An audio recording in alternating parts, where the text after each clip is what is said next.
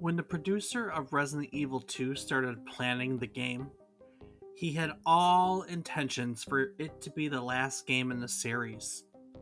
But this idea wasn't popular amongst his team, and one person in particular had a novel suggestion. Of course, we know now that the Resident Evil series has continued to exist beyond the second game. So, just what was the suggestion? And how did it help turn Resident Evil into the media powerhouse that it exists as today? We're going to answer these questions and more as we tell you the story of Resident Evil 2 on today's trip down memory card lane.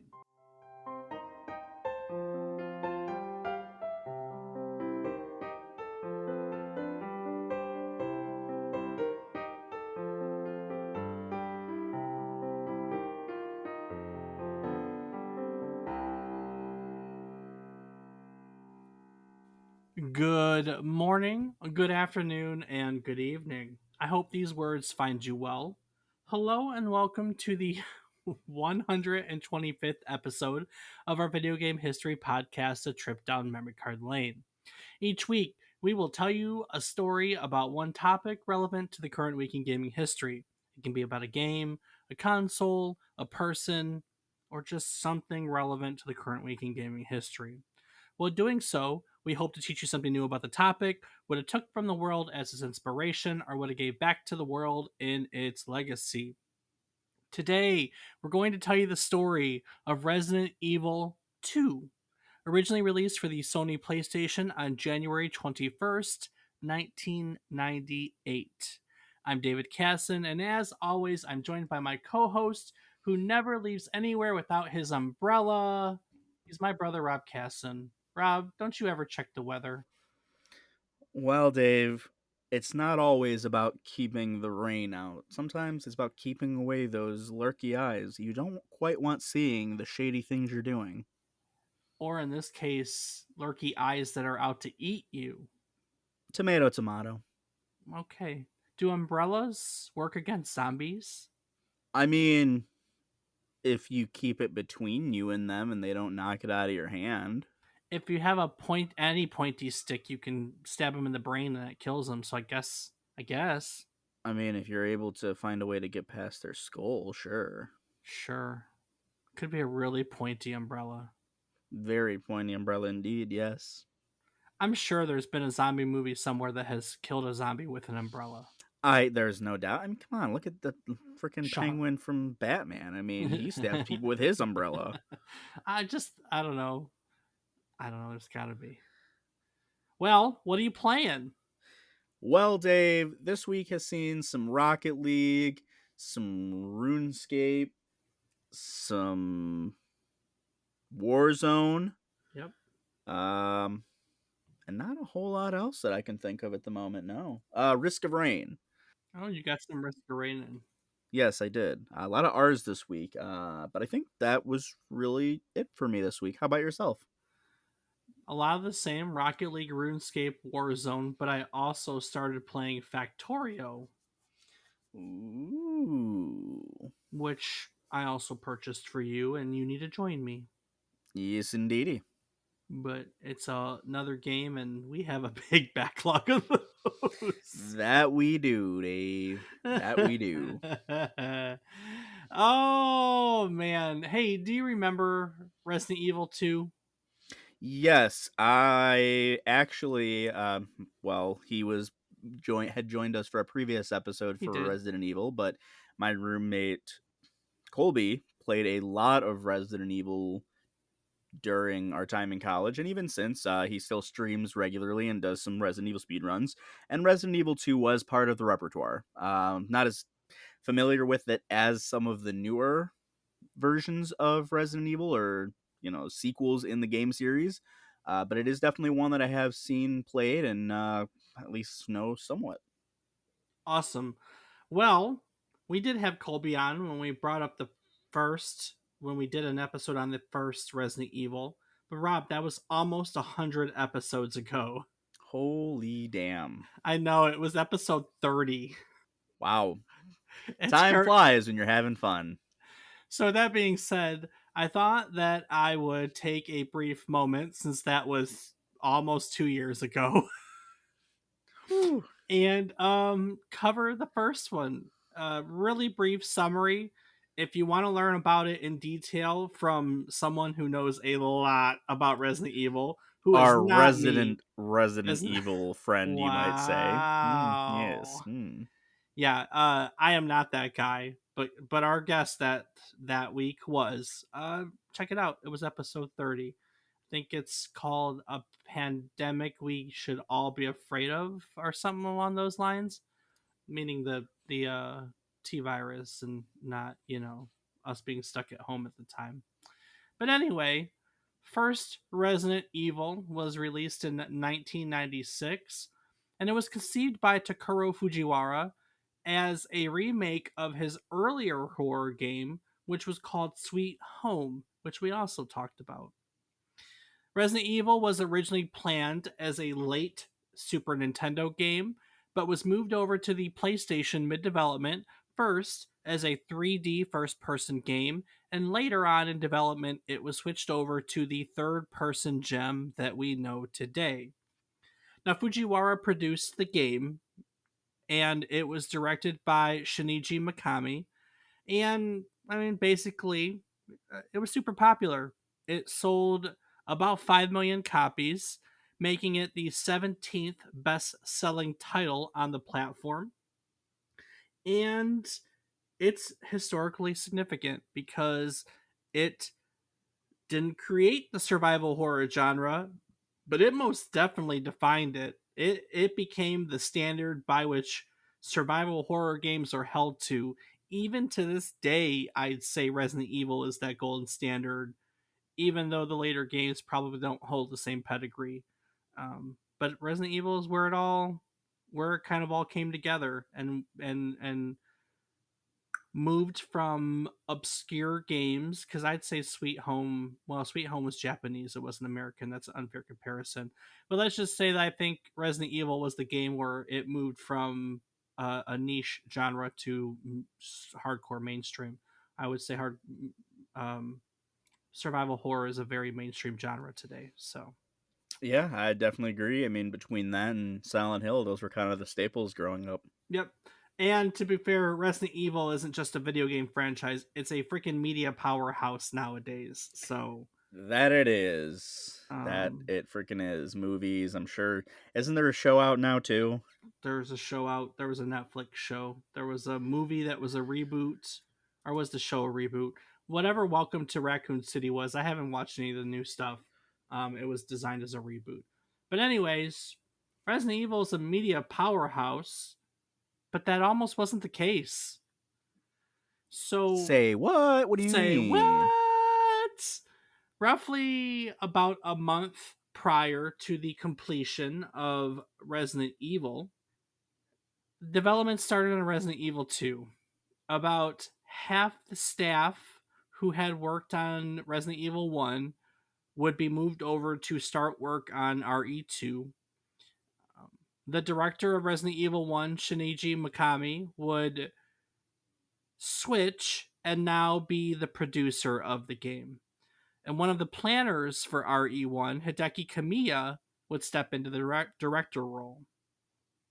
Now, right off the bat, there were some basic goals that the development team set off with. They wanted to retain the same sense of fear that the original game was known for.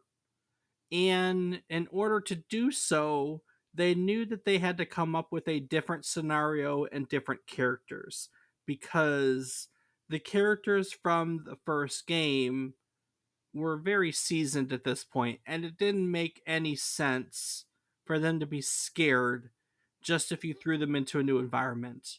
Now everyone's scared, but I mean, there's a different level between I don't know what the hell is going on and I'm scared of these zombies because I know exactly what they can do. I mean, I think that there's going to be a level of fear no matter what when dealing with the undead. Just gotta say. True enough.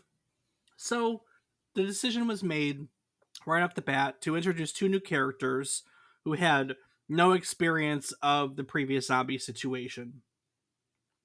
Now, one of the characters was Leon Kennedy, who actually did end up in the final game, while one of the others was Elza Walker, who did not. Now, Elsa was said to be a college student and a motorcycle racer. I don't know why that was significant. And she was vacationing in Raccoon City, which was also her hometown. Who vacations in her hometown? But I digress. That's what was down on her profile. And Resident Evil 2 was initially kind of different than it is now. They designed the zombies with fewer polygons because they wanted to allow more enemies to fit on the screen. As Mikami would say in an interview, the number of on screen enemies would be increased to 7 or more to produce a sensation of terror as monsters swarm around the character. Now, that's a little different from the first one because the first one didn't really play on zombies in numbers. It played on, I don't know, jump scares and not knowing what was around the corner, which I guess would be a jump scare, huh? But never really played with the concept of being swarmed per se. So yeah, so they really wanted to increase the number of enemies on the screen and just kind of give you a sense of being overwhelmed. Unlike what we got, the main characters weren't designed to cross paths, and each of them would have two characters, two support characters instead of one, which they ended up with in the end. And in their stories, players would cross paths with a lot more survivors who would progress the story. And the environment, well, it was said to be more modern and clean than the first game. They programmed dynamic music into this version, meaning that the music changed with the action, and they had pre rendered backgrounds that were designed to change as the events changed as well. So there were all these things that they had sat down, laid the groundwork for, and changed. Um, music and backgrounds and more enemies on screen. Also, they programmed the costumes to reflect damage received by the enemies. For the most part, they had the whole game figured out. In fact, they laid the groundwork and got down to work, and with all this in mind, they got 60, let's say this 60, 70, 80% through the entire game. Now, it wasn't a smooth process. The producer, the director from the first game, Mikami, and the director of this game, Kamiya, they did not get along. It said that they had lots of creative differences. Mikami, and this is where it comes around, Rob, planned to end the series here at Resident Evil 2. And this was not a popular decision, not amongst the team working on it, not amongst higher ups at Capcom.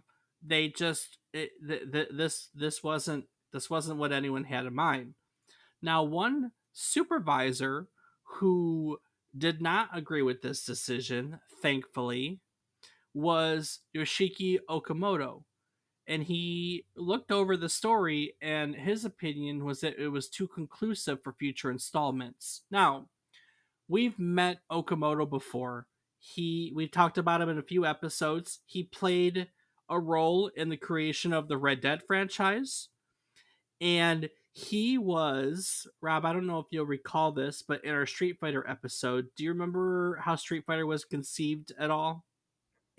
I would have to go back and listen to that episode. I That's don't all right. recall, which can be done on our which website. which can be done on our website, www.memorycardlane.com. Woo. All right, so Street Fighter was conceived in a sales meeting that the designer was bored, and so he started scribbling ideas down on a piece of paper.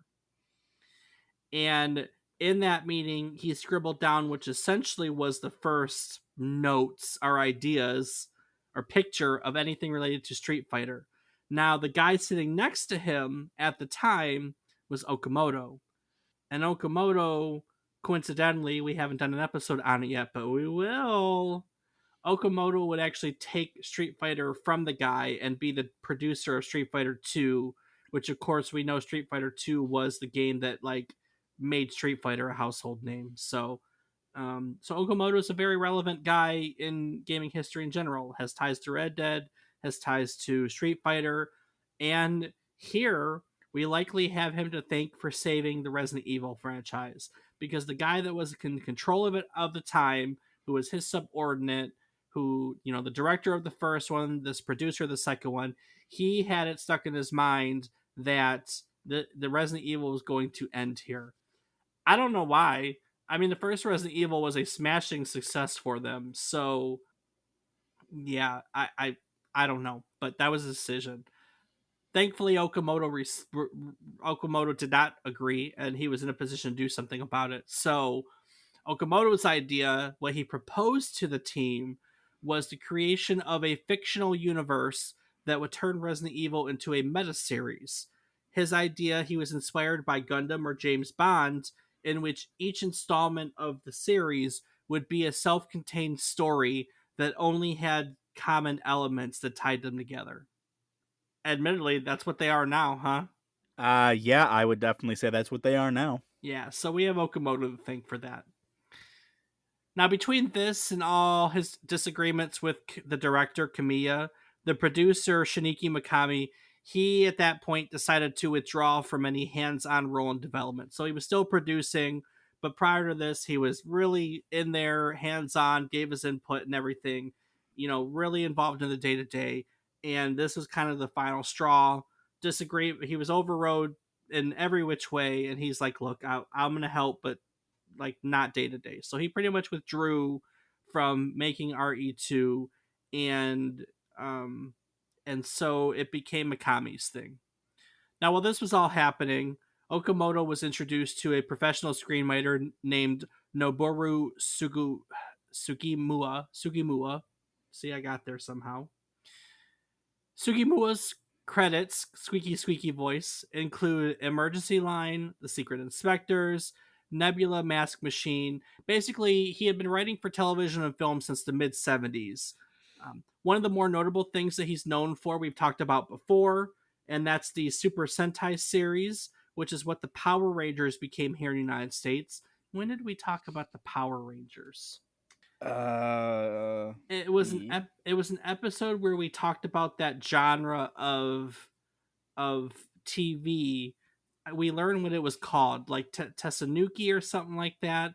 We learned about what it was called in Japan, but it was that style where, like, remember the superheroes with all the costumes and everything, and it was the inspiration for a game, and I can't recall right now, and it's really bothering me. But we learned all about the Sentai series. Anyways, he wrote multiple because it was like seasons, and this was this concept where they were meta seasons. So season 15 had a name, and season 16 had a name, and he wrote in multiple series related to Super Sentai. Anyway, coincidentally, he was a big Resident Evil fan. Really enjoyed the first Resident Evil. Met Okamoto, and Okamoto had the idea for Tsujimara to look at the script and help them resolve some of the issues that they had with it, which he did. And Okamoto was so impressed with the ease in which he was able to work through their problems that he asked him to sit down and basically rewrite the entire plot for Resident Evil 2. Now, one of his most significant contributions, before we move on and talk about what this meant at this point, was that he made the suggestion to rework the character of Elsa Walker into Claire Redfield. And Claire Redfield is the sister of one of the characters from the first game, and that tied the two games together. I'd say that was a very significant contribution, and probably knocked the pants off of everyone, I would definitely have to say so. Yeah, Dave, that's a pants knocking off thing. It certainly is. You know, So at this point, like I said, the team is 60, 70, 80% done. It was said. And they were months away from a release, but still the decision was made to scrap the entire thing. Mikami would later go on to explain that he felt the game really wouldn't have reached the desired quality in time for its original release date, and that the gameplay and the locations of what they've worked on so far were dull, and it just didn't meet his vision of what he wanted Resident Evil 2 to be for the fans. So they scrapped it. We now call that version Resident Evil 1.5, and the team would move on from it. So, for starters, Okamoto had Tsujimara sit down with the whole development staff. Together, the planners redesigned the whole game from the ground up to fit his changes to the plot. And in order to make up for the disappointing fact that it wasn't going to release anywhere close to its original release date, because they were basically starting from scratch months before its original release date, the team basically was sent, the majority of the team was sent to work on Resident Evil Director's Cut. Resident Evil Director's Cut was shipped with a playable preview disc of the new RE2, something that they were able to put together on it in order to promote the game and apologize to players for its delay. So that was basically the concession we all got for what ended up being almost a year delay of Resident Evil 2. Woo! So they reworked the director's cut and we got that disc, which I freaking remember. Oh my god. We'll get to that, but the hype. Oh, the hype. And then the original team went back to work on Resident Evil 2. The Resident Evil 2 that we know and love today. Um, it's said that approximately 50 people worked on it across about 21 months between the two versions. Those are rookie numbers today, but they were really impressive for 1998.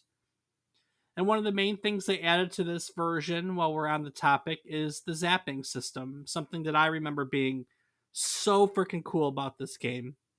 Basically, there were two playable characters, as we already know, and these two playable characters had different puzzles, different storylines, but at some points they converged, so to speak.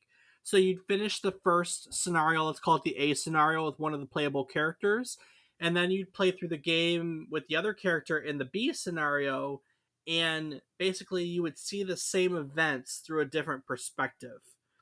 Now, we have a lot of co-op games and games have taken on a whole different concept, so that's something that's really, I'd say, more common nowadays.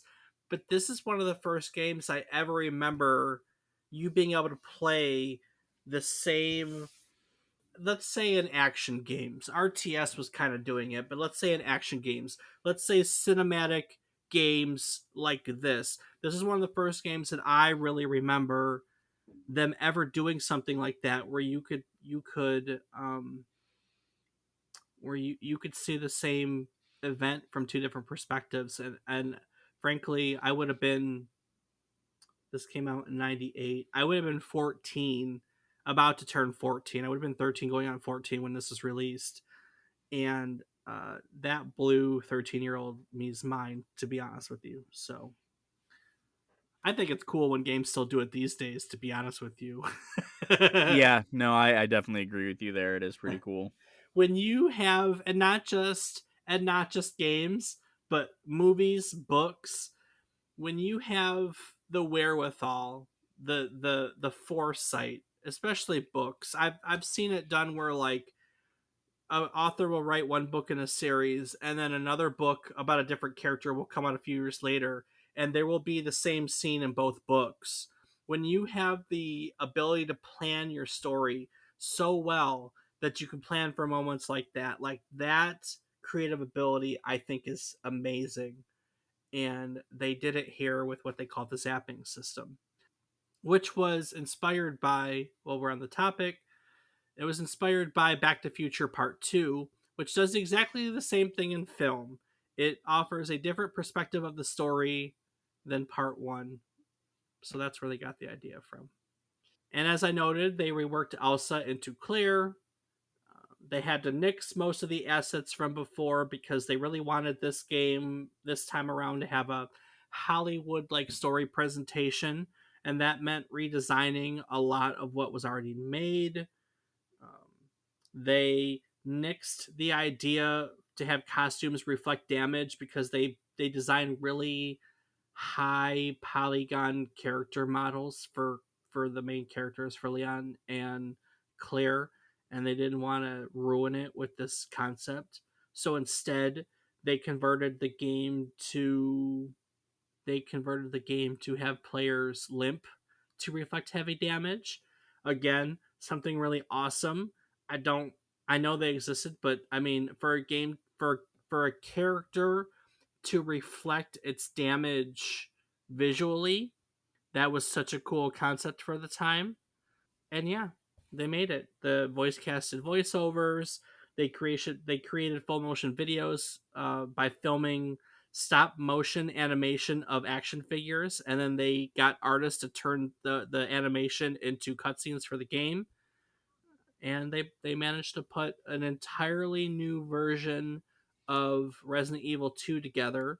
Originally, it was supposed to come out in May of 1997, and they were able to get it released in January of 1998. So that's a what? 8-month delay roughly? Sure, let's do math. So they basically made the entirety of Resident Evil 2 in 8 months. Damn. Took me Right. about that long to finish it. Ah, ah. Yeah. So for those of you who don't know, Resident Evil 2 is a survival horror game.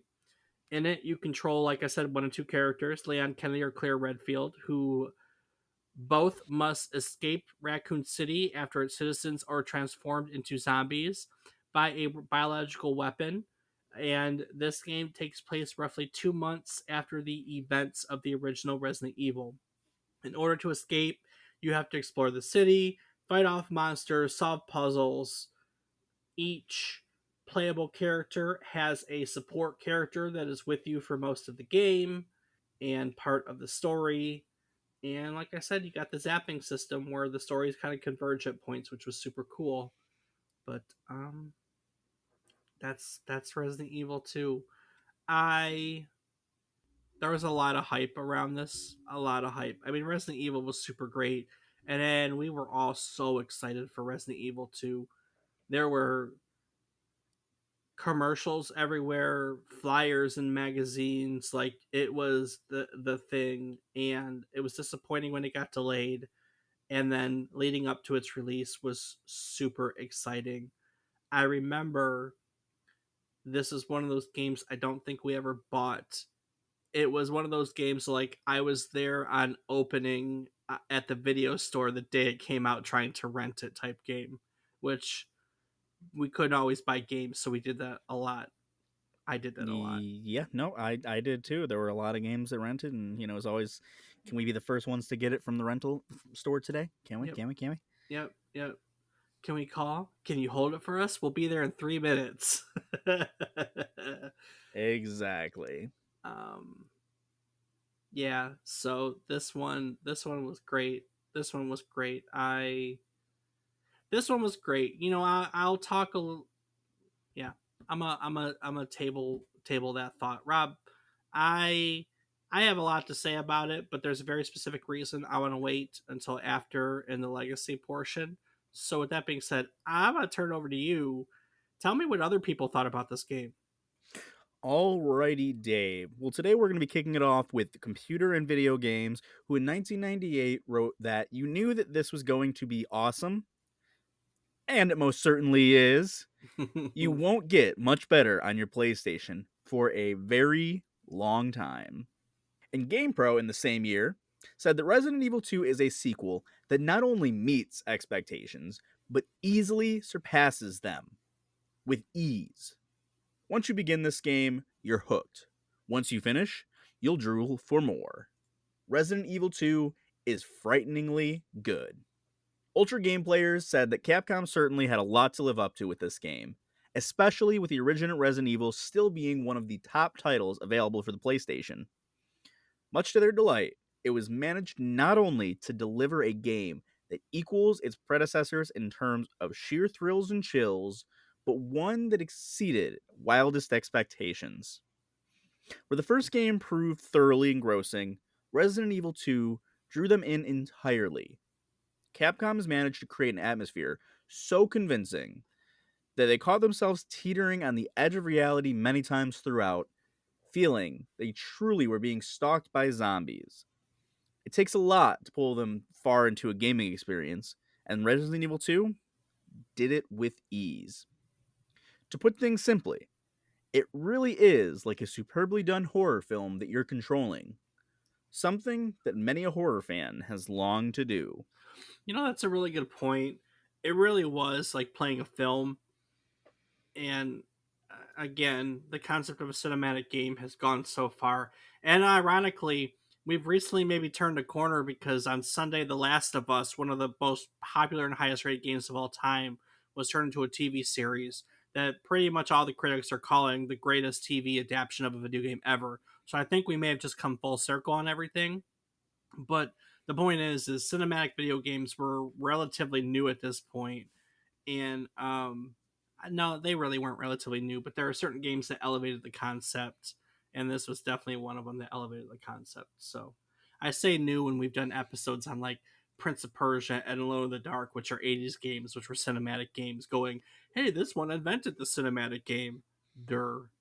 Nah, this Yeah, elevated it. Dave Durr. Okay. So last up, we have GameSpot, who reviewed this in 2000, and they said that the original Resident Evil remains one of the PlayStation's most successful games. It was so popular, in fact, that it inspired a slew of similar horror-themed action-adventure games for the system. And while many could cite Resident Evil as the originator of this formula, the fact is that a lot of these games took their blueprints from a PC game, which we talked about before, is Alone in the Dark. Resident Evil 2 is no exception.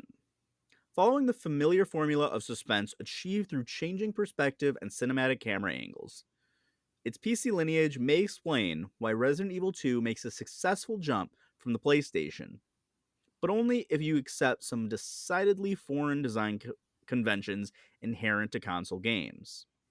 Resident Evil 2 begins shortly after the first one ended. Raccoon City has been overrun by zombies created by the unscrupulous Umbrella Corp. While heroes of the game are absent from the story driven portion of Resident Evil 2, you still have your choice of two characters, but it's not really much of a choice. To finish the game, you must play through each section as both characters. Most of Resident Evil 2 takes place in Raccoon City Police Station, where both Leon and Claire have taken refuge from the zombies' infestation. Inside, you'll solve a variety of puzzles, which mostly involve finding keys to unlock previously inaccessible areas. The puzzles are simple, and you'll find yourself sliding blocks onto pressure plates and fitting medallions into their resting places. Likewise, the action, while graphic and content, is nothing on the light side. You just point your character in the general vicinity of a zombie and fire your weapon. Neither of these points are a criticism. Resident Evil 2 is an action adventure game that puts emphasis on neither. Instead, its strength is its atmosphere. The game is both creepy and, at times, frightening. The creature designs are good, as there are both gory scenes of zombies feasting on victims and startling moments of creatures jumping out of nowhere. The translation from the PlayStation is good. Character models are high resolution, though the backgrounds are a bit washed out. The movies, though well rendered, are somewhat grainy, but look better than those in other console ports like Final Fantasy VII. The PC version of Resident Evil 2 includes all the gameplay modes from both the US and Japanese versions of the PlayStation game, and there are enough extras to satisfy you if you still want more once the lengthy original mode draws to a close. The music is appropriately creepy, with sad piano music floating in and out of the game. The other sound effects don't fare as well. The groaning of zombies is creepy at first, but over time, it becomes tedious and repetitive. The voiceovers are terrible, though they seem appropriate in the B movie setting. Resident Evil 2's origin as a PlayStation game is apparent. The method by which you save games will infuriate PC purists. It is not only sporadic, but requires an item of which there are a limited number. This is part of the game's design, though, and it would lose much of its suspense without it. But if such conventions annoy you, consider yourself warned. If you can brave its shortcomings, however, Resident Evil 2 is good, scary fun. Do you remember how Resident Evil saves at all? That would be the tapes, like the old Type school typewriter typewriter. tape. Yeah, typewriters. And so in Resident Evil 1 and 2, you could only save in specific rooms that had typewriters, and you had to find typewriter ribbon that was scattered throughout the you know police station or what have you to be able to use said typewriter. So saves were not. It's not like nowadays where it auto saves every 30 seconds. You had to remember to save, and you had to do it very sparing. You could only do it very sparingly. So Yep, save too many times within a small section, and then you have way too much to do without having a save, and that's gonna get you hit up pretty hard. I mean, admittedly, we're really lazy with autosave. I'm just as bad as the next person. We didn't have autosave way back when. We always had to save, and I can't um, tell you how many times all of us forgot to save and would lose hours of freaking progress because we would die and have forgotten to save. It was just a way of life back then. So It was either that or a power blip, someone tripped on the power cord, or, you left the console sit for a while because you thought you'd be right back and ended up taking a couple hours and it would shut itself down for an auto shut off feature. There were so many ways to lose your data oh, back then. I know. Every time I see this concept pop up on any forum anywhere, someone's always got a story about how they didn't have a memory card, so they leave their PlayStation on while they were at school and put 40, 50 hours into a game only to find that their parents unplugged the game to vacuum or something stupid Yeah. like that. That honestly, that exact story is the one that I was thinking in my head when you started saying it. Like, yep, this is going to be the one where the mom unplugs the console because they needed a vacuum and just lost all of Yep. that data. Yep. Ugh. We all have one of those. So Well, Dave, that's it for our critic reviews today. So let's go ahead and move right on into our user reviews, starting with ETJB from Moby Games, who calls Resident Evil 2 one of those rare times when the video game sequel is actually better than the original. Something stinks in Raccoon City, and I don't just mean the undead's reluctance to practice good personal hygiene. Resident Evil 2 features much better graphics, music, and sound effects than the first Resident Evil game. This is not to suggest that the first game was inferior. The first game excelled in all of these areas as well, which makes it all the more amazing that the developers were able to make the sequel look and sound that much better.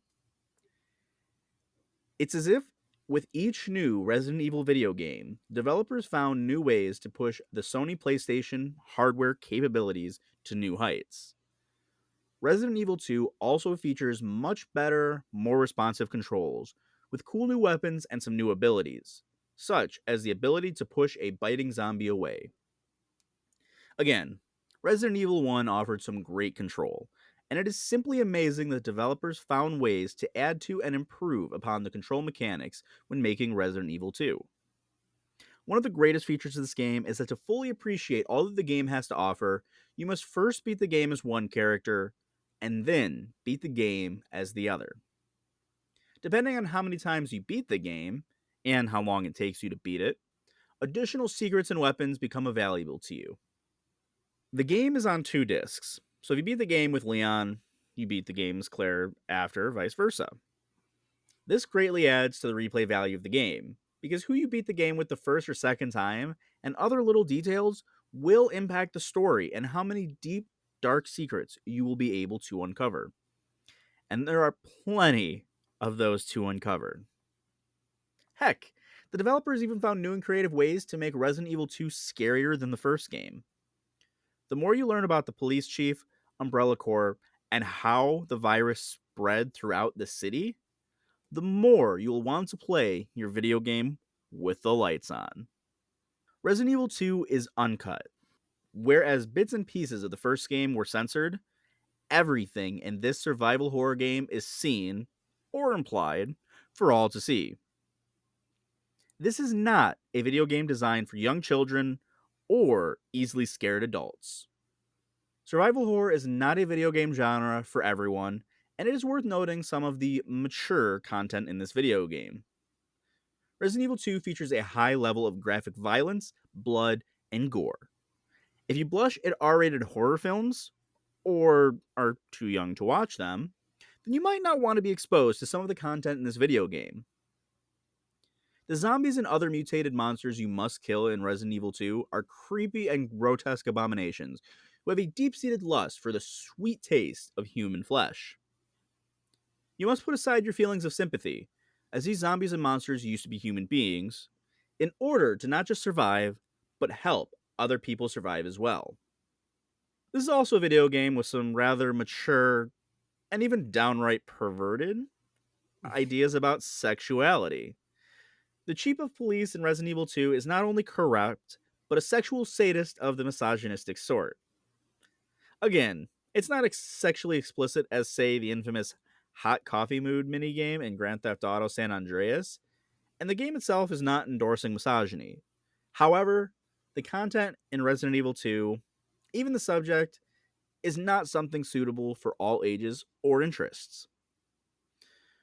But Resident Evil 2 greatly improves upon all that was great, scary, and downright Night of the Living Dead esque in the first Resident Evil game.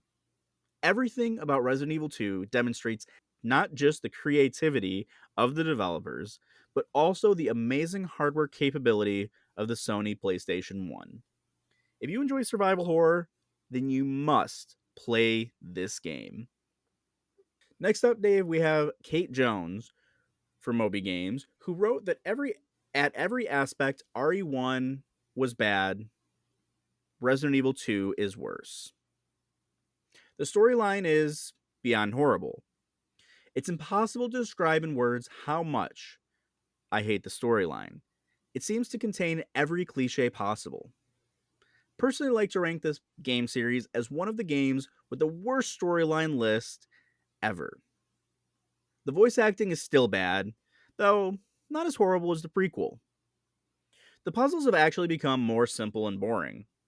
It can now be better called an action game since basically all you do is fight and fight. And the combat is far more dull this time.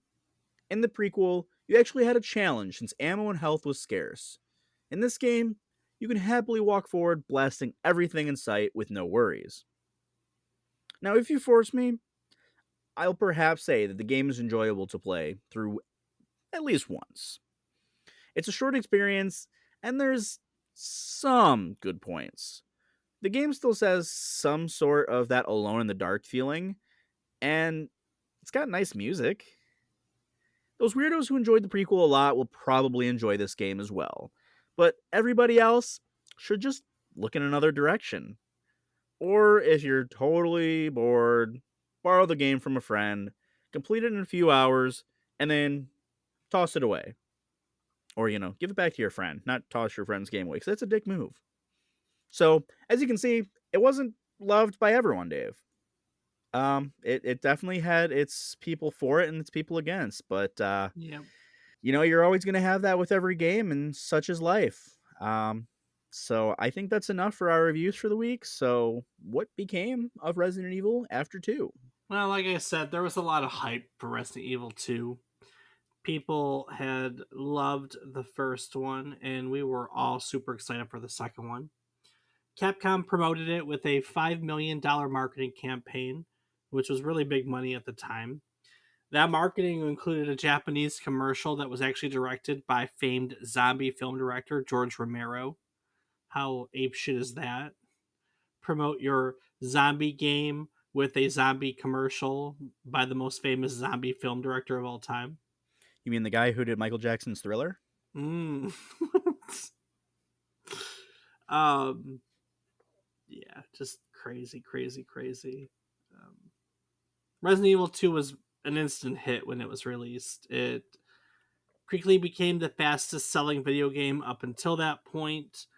It made the news because the following weekend after its release, the weekend, on that weekend, it sold 380,000 copies, which net Capcom about $19 million. In doing so, it broke sales records that had been set by some really large gaming heavyweights like Final Fantasy VII and Super Mario 64. And it surpassed the opening weekend revenue of all but one Hollywood movie at the time. So it was a big deal.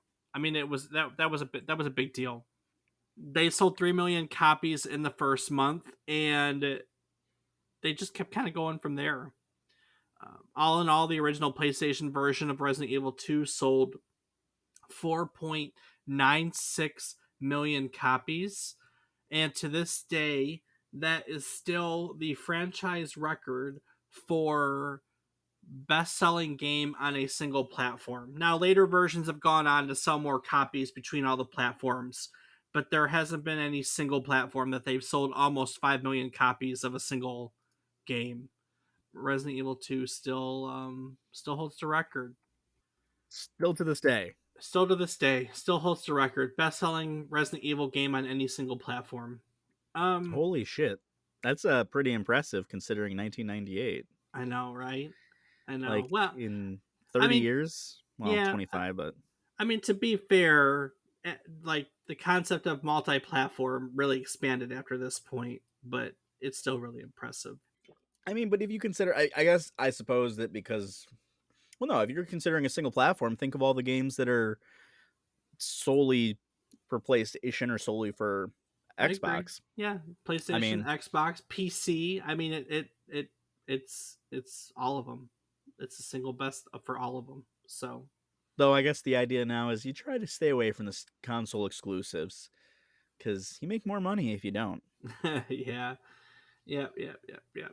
Um, I think we don't get to talk about stuff like this very often, but I don't know. This might be controversial.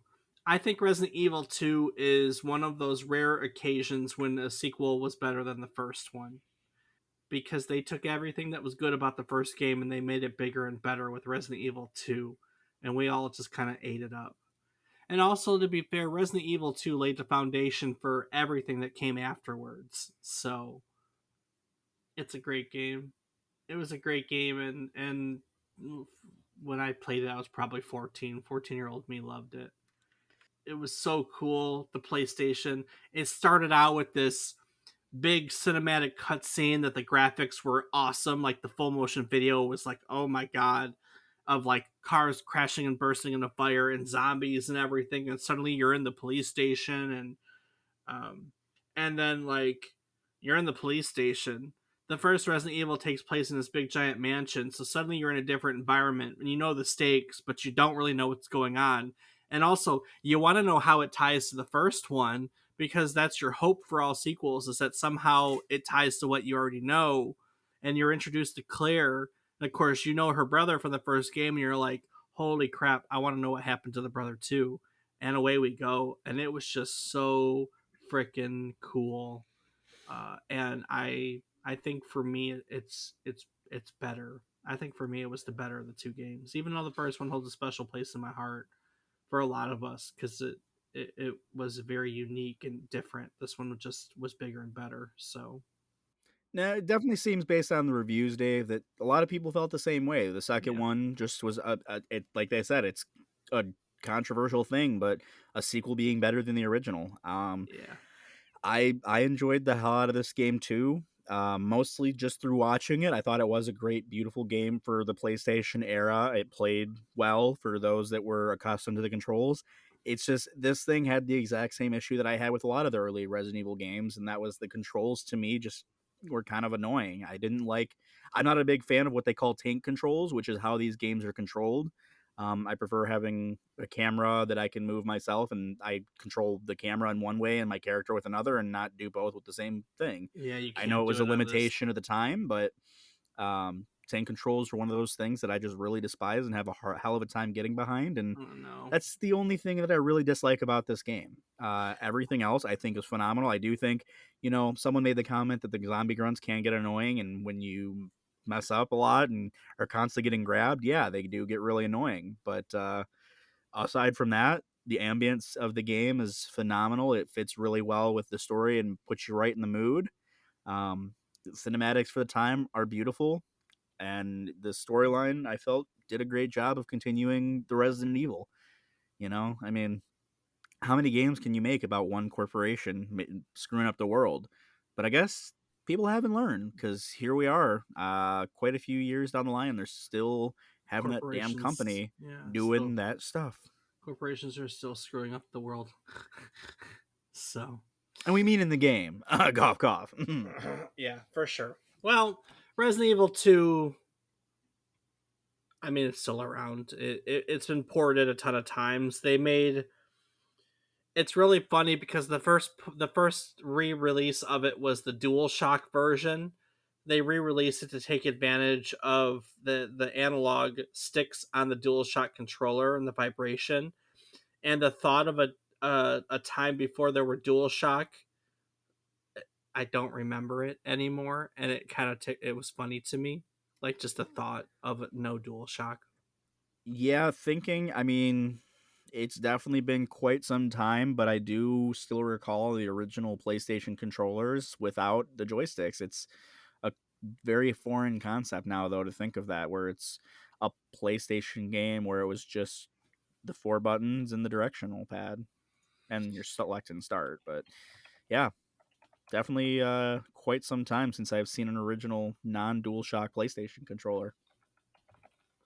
Yeah, every time we see something like that, it's weird. It's weird to me to think of a time before there was DualShock. Um, yeah, Back in my day, I herky jerky. know, I know. They re-released it for for Nintendo 64, which was really impressive because they managed to fit. Um, the PlayStation version was 2 discs, and those were 2 CDs of about 700 megabytes apiece. And they managed to find a way to fit a faithful version of Resident Evil 2 onto a 64 megabyte cartridge. A whole lot of pretty awesome compression stuff. Yeah, Is not how gonna lie, I had no idea that this was ever ported over to the 64. That's pretty freaking awesome to know.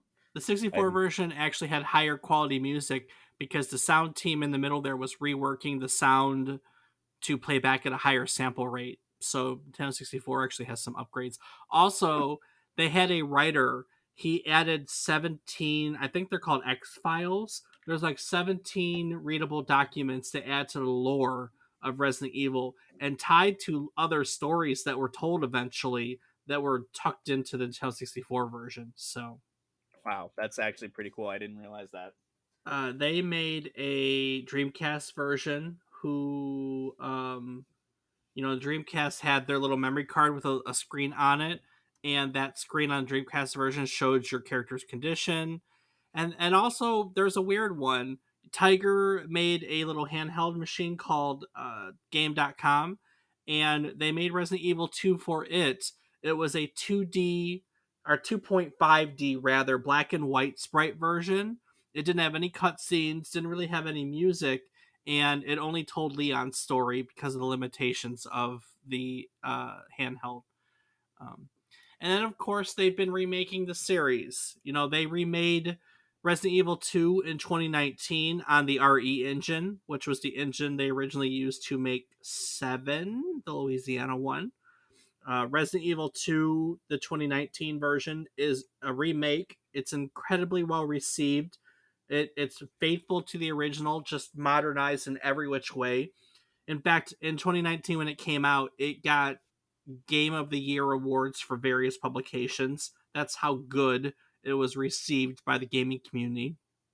And you can find it on most places. Rating wise is overwhelmingly positive. I don't see much of a reason to really recommend the original as much anymore when you can play the same story remade beat for beat in a lot of ways, and modernized to so many years later. um yeah, so go play the Resident Evil 2. Try the original if you want, but I think the remake is so worth trying to get the same story. If you're only in it for the story, agreed. But if you're in it for the nostalgia, definitely Oh try and pick yeah, up an original copy. yeah, if you're in it for the original, by all means, yeah, by all means, please do. Now, of course, we know now that this did successfully reboot the franchise. The story of RE2 specifically has been used in other Resident Evil games, in case you didn't know. There was a mobile game called Resident Evil Uprising, which is basically a super condensed version of this story. and they came out with a rail shooter for the Wii called the Dark Side Chronicles, which was basically this story reimagined as four key moments in the game. So they've reused the story for a while, and it's the basis of, I think, the original comic books that were written around the series. There are novelized versions of it. I'm pretty sure the stories found trickled its way into the movies and TV shows. And of course, we know because we were talking about it, Resident Evil is still a significant video game series to this day. Most recently with Resident Evil Village, which came out in, was it 21 or 20? I think it was I I think always it was a forget. I think it was a pandemic game, so I think it was 2020. And Resident Evil Village is the eighth game in the main series. There are a ton of spin-offs. There's just a ton of Resident Evil is a big deal. Still a big deal. And it almost wasn't was. It wasn't was. It almost wasn't was, Dave. It almost wasn't a thing. If Okamoto hadn't stepped in, the series may have ended with Resident Evil 2. So that, ladies and gentlemen, is your what if. And that is the story of Resident Evil. Like I said, Woo! woo! Like I said, though, we did do a whole episode on the first game along with your roommate Colby. If you'd like to check out that episode, we have all of our old episodes on our website, and you can check any of them out by going to said website at www.memorycardlane.com. Also, on our website at www.memorycardlane.com, you can find a calendar of upcoming episodes if you'd like to see and plan. There is a way to send us your own memories of the games if you'd like us to tell your memories. There is a biographies for us. There's a link to our Discord, and there is also a link to our social media. I can be found on various platforms as David is wrong. Rob, where can people find you these days? I am on Twitch with the username Fat Boy with an I, Rips with a Z. That you are. Well, ladies and gentlemen, each week we tell you a story about one thing relevant to the current week in gaming history. While doing so, we hope to teach you something new about the topic, what it took from the game as its inspiration, or what it gave back to the world as its legacy. Today, we told you the story of Resident Evil 2. One of the best parts of storytelling week in, week out is that we learn. We learn. We couldn't tell you most of the stuff before we did the research. That's the best part, is learning. We do research, we learn, and then we get to share all the fun and cool things that we learned about said games with you. Today, of course, Resident Evil 2. So, as part of our commitment to acknowledging that we learn and we teach, we like to talk about our favorite takeaways. So, Rob, what did you learn today? I think that the craziest thing is that at being almost completed, they're like, meh, start over. Yeah, it is That's, crazy. I mean, especially considering that they still managed to get it done in the time that they did. Yeah. It's crazy to think that the game was essentially completely redesigned at one point, and just, who knows how different it would have been had that original been released and that been the Resident Evil 2 that we all know. It always makes you wonder, if that had been the case, would it be the series that we see today, or would that have been it? Yeah. But it's I just crazy to know that all that time, I mean, you think about now with, hundreds of people on a team, it's that much of a change is a lot of work for a lot of people. And not to say that it's not for a smaller group, but you just have to think that all those weeks, months that you put into that time to have to completely redo it and still be expected to complete it on a short deadline. It definitely leads lends credence to the fact that these developers are freaking awesome. They They are. do a great job, and they are not appreciated enough in some aspects. So, great job to those who develop games. Great job. So yeah, that's it for me, Dave. I think it always blows my mind to know that there's something like this could happen, that a game could be almost done and then they decide, man, scrap it, redesign it, let's do it from the beginning, take it from the top. So, what about yourself? I All right, so I knew about 1.5, so that wasn't new to me. But what I didn't know was that we almost like that. I didn't know that they planned on stopping. I didn't know Mikami was like, "Yeah, I think there's only going to be two, and then we're done." And he went into this game with that notion, and that's hard to think about now because Resident Evil is arguably one of the biggest media franchises to come out of video games. It was certainly the first popular one. Nowadays we have a bunch of them, but Resident Evil was the first one to really make it as something other than a video game elsewhere, with the movies and what have you. So just the thought that it almost stopped there is kind of crazy to me. So Yeah, no, I that is definitely a good point as well. awesome. Awesome, awesome, awesome. Well, that will do it for Resident Evil 2. And before I take it out of here and move on to next week, Rob, what would you like to add to today's episode? Well, Dave, I do want to take a quick moment to say thank you to everyone for listening. You don't have to worry, we're not going to be zombies and eat your brains out, but hopefully you don't become one listening to our podcast. Hopefully it doesn't turn you into a zombie, because that would be pretty messed up. Very true. It's back to you, Dave. Tell them what we got in plan for next week. Well, next week we're going to tell you the story of the game that was Luigi's first starring role in a video game. You mean before he got his mansion? Before he got his mansion, there was a game before the What? mansion. So You're Mario is kidding. no, I'm not. I'm not kidding at all. Released for MS-DOS in January of 1993, Mario is Missing is one of a handful of educational games featuring Mario and his brother Luigi, and we're going to learn about all of them. All the educational Mario games. There's a whole handful. They all have unique things about them. We're just going to knock them all out. We're going to learn about learning games, Rob. Woo. So stick around and join us as we visit Mario's classroom on yet another trip down memory card lane. Do the thing. Do do do do do do up dop dop do do.